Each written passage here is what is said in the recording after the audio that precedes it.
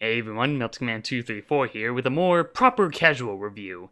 And today I'll do a quick review on the recent film Straight Out of Nowhere, Scooby-Doo meets Courage the Cowardly Dog. That's right, this crossover. I was pretty excited for it when I first heard about it, mostly because of the fact that I've seen Courage again. I really liked the show back in the olden days of Cartoon Network. It's definitely a show that freaked me out, but I was still intrigued and wanted to watch more of it.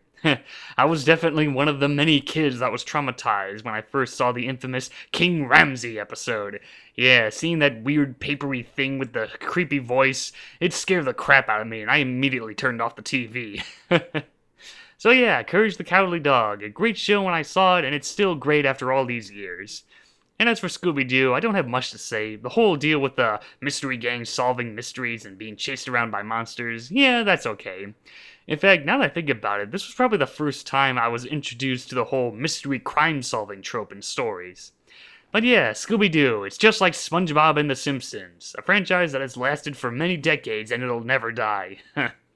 So now they decided to do a crossover, which is kind of weird. But then again, I've seen more weirder crossovers, like Yogi Bear meets the Three Stooges, and Superman meets the Nesquik Bunny. Anyway, the story in this film is that the Mystery Gang find themselves in the middle of nowhere, where they meet Courage the Cowardly Dog and his caretakers, Muriel, the kind and friendly one, and Eustace, the grouchy and frumpy one. They soon find out that strange things are happening in nowhere when giant cicadas start popping up and start causing trouble. So now it's up to the Mystery Gang, and Courage, to find out what's going on. I have to say, in terms of art style, it's nice. There are some moments of CGI which was commonly used in Courage, back when it was used more sparingly to create more unsettling atmosphere. It works fine for vehicles in this film, like the Mystery Machine and Eustace's truck, but when there's scenes when there's a lot of giant cicadas running around, it's not much. It looks more like something that came out of the 2000s.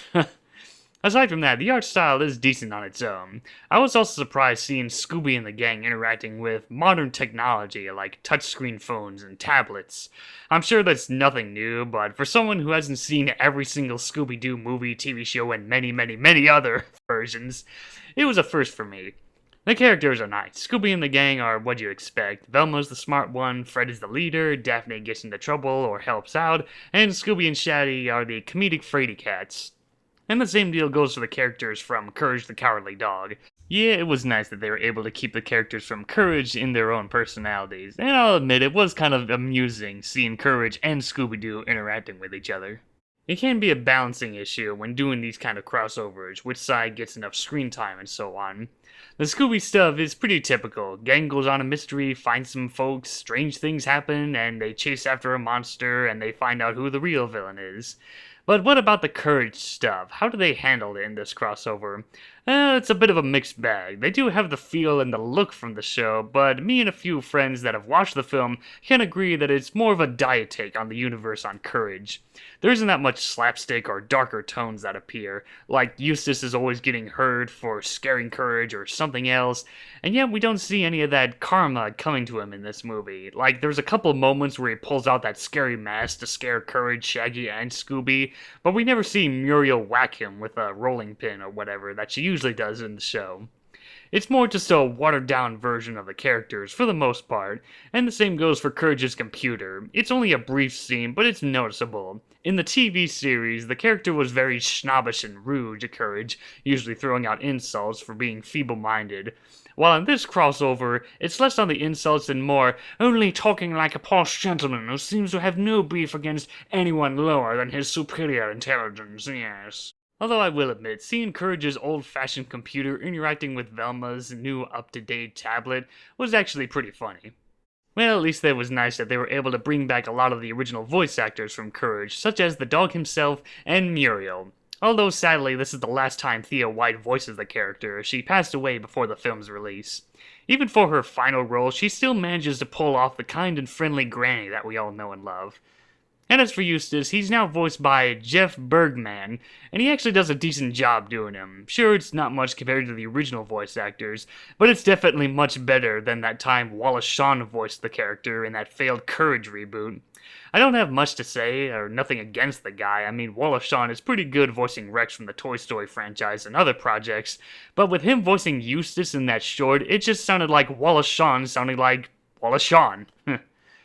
Now, if there's one thing this film is big on, are cameos. Yeah, there's a lot of cameos and references to almost every episode of Courage the Cowardly Dog. Seeing portraits of past villains, to seeing props like King Ramsay's slab and the mask. It was exciting seeing them all, but I will admit it can be a bit overkill. Like, it's fine when seeing the cameos in the opening credits, but when the gang visit the mayor of nowhere in his mansion, it is filled to the brim with cameo after cameo after cameo. I do like parts of the film, full of action and mystery, and the filmmakers did do their research for Courage for the most part, but I do have some gripes. While the comedy is decent, there are times it does feel childish, like there's the scene where Shaggy, Scooby, and Courage are making a double-decker sandwich, and they decide to add in mustard, and the mustard bottle starts making farting noises when they use it, and they giggle and laugh about it, and you think this is just a one-time scene, but nope, we see it again when Eustace makes a sandwich with that same mustard bottle with the same farting noise, and even he finds that funny. Yeah, that's kindergartner stuff. Another weird thing that happens is, the usual Scooby-Doo trope where Shaggy and Scooby are bribed with Scooby snacks to help them do some kind of dangerous stunt or something. Well, this time they're bribed with Courage snacks. Yeah, I definitely don't remember that from Courage the Cowardly Dog. I mean, if she bribed them with Happy Plums or something else that she made from the show, then I'd buy that. But this just feels forced. At first, I thought this was the weirdest scene, but I was proven wrong in the next scene. So, there's this bit where this strange sound that's traveling through phone lines hypnotized people into bringing their money and riches to Muriel and Eustace's farm. And Eustace, being the greedy old man that he is, takes the money with no questions asked. And then he starts rapping about how he loves money and being rich. Yeah, Eustace breaking out into a rap song is the most what the fuck moment that happens in this entire film. And it comes out of frickin' nowhere, no pun intended. Aside from that, I was fine with the movie for the most part. It goes back and forth from feeling like a Scooby-Doo episode to feeling like a Courage episode, and I enjoyed seeing Courage getting the spotlight during the film's climax. And being Scooby-Doo, it ends with the usual, let's see who the monster really is, unmasking. And seeing the real villains was a nice surprise. I won't spoil it, all I'm gonna say is, seeing them team up really felt like I was watching part of a lost episode of Courage. So yeah, that's about it for Straight Out of Nowhere, Scooby-Doo meets Courage the Cowardly Dog. It has some rough spots here and there, but overall I think it's okay. I was just pretty happy to see good old Courage again.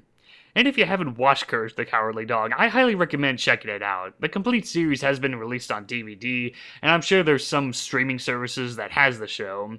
And it's definitely fitting to watch, considering how October is coming up next month. Well, that's about it for this review, so I'll see you next time.